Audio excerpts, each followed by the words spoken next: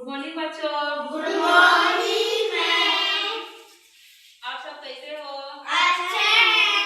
चलो मैं आज आपको ना क्रिया 1726 में कहानी सुनाना और तत्पश्चात उसी से संबंधित क्रिया आयोजित करना, समझ रहे हो ना?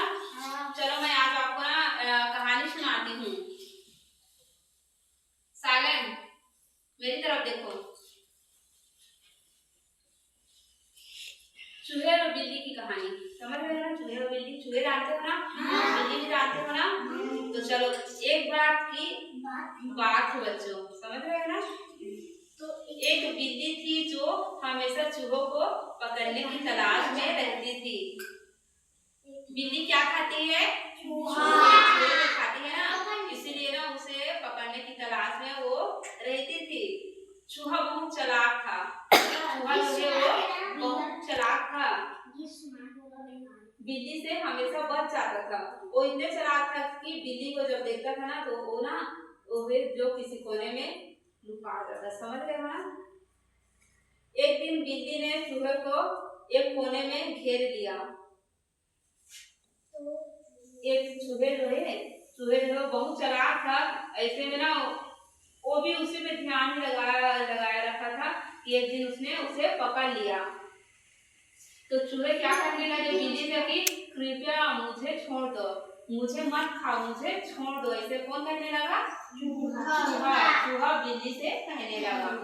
मैं तुम्हें एक बहुत अच्छी कहानी सुनाऊंगी। किसने कहा कि तुम्हें कहानी सुनाऊंगी? ऐसा चूहा, क्योंकि वो डर गया था, समझ रहे हो ना? बिल्ली, ठीक है मुझे कहानी सुनाओ। चूहे ने कहानी सुनाने कि बिल्ली हंसने लगी। बिल्ली किस पर हंसने लगी?